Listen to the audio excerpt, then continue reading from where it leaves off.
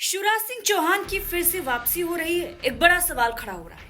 ये सवाल क्यों खड़ा हो रहा है ये आपको बताएंगे, लेकिन उससे पहले आपको बता दें कि मोहन यादव की कुर्सी पर खतरा मंडरा रहा है। जी हाँ, दरअसल मोहन यादव उज्जैन में एक रात रुक गए थे और तभी से बताया जा रहा था कि उनकी कुर्सी जाने वाली है। और दूसरी तरफ अब तो शिवराज सिंह चौहान ने भी संकेत दे दिए हैं कि वो वापसी कर रहे हैं और मोहन यादव की कुर्सी पर खतरा है। आप सभी जानते हैं कि मध्य प्रदेश विधानसभा चुनाव के बाद बीजेपी के अंदर एक बड़ी कलह देखने को मिली। शिवराज सिंह चौहान अपनी ताकत बीजेपी हाईकमान को दिखा रहे थे, अपने समर्थकों के बीच जा जाकर लगातार मुलाकात कर रहे थे और मुलाकातों का सिलसिला अभी भी जारी है। शिवराज सिंह चौहान को भले ही सीएम हाउस से आउट कर दिया गया हो, उनसे मुख्यमंत्री का पद छीन लिया गया हो, लेकिन शिवराज सिंह चौहान हार मानने वालों में से नहीं है। दक्षिण के राज्यों में बीजेपी को मजबूत करने के लिए शिवराज सिंह चौहान अपना राजनीतिक करियर दांव पर नहीं लगा सकते, इसके संकेत शिवराज सिंह चौहान ने दे दिए हैं।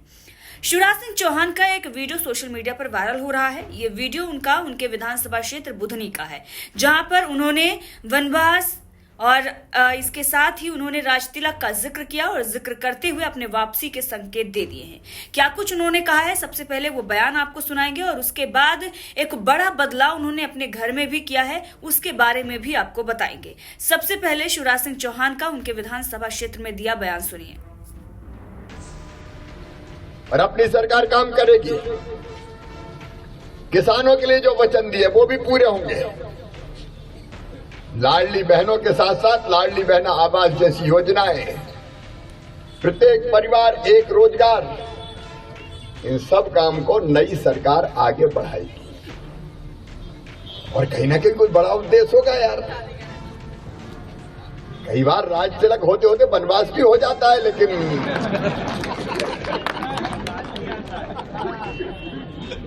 वो किसी न किसी उद्देश्य की पूर्ति के लिए होता है। और क्या,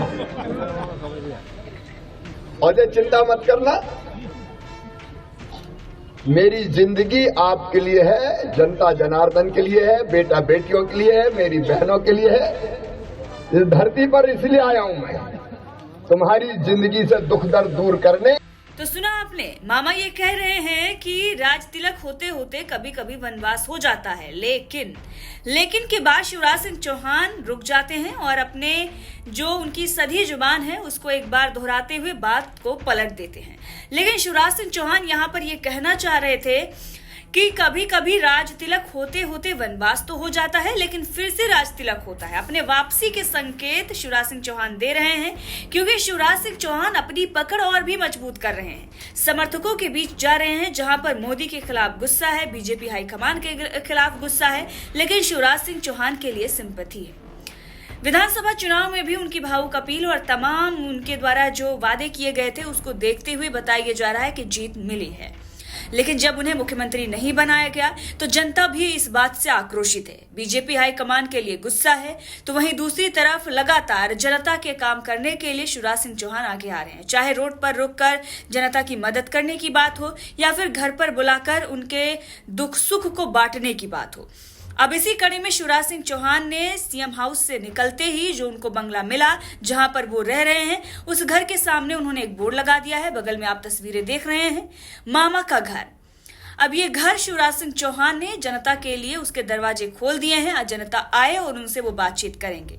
एक तरीके से बीजेपी हाईकमान को एक और बड़ी चुनौती शिवराज सिंह चौहान की तरफ से दी जा रही है। अब अपना घर तो उन्होंने जनता के लिए खोल ही दिया है, साथ ही उन्होंने इसको लेकर बड़ा बयान भी दिया है। क्या कुछ उन्होंने कहा है वो भी आपको सुनाते हैं।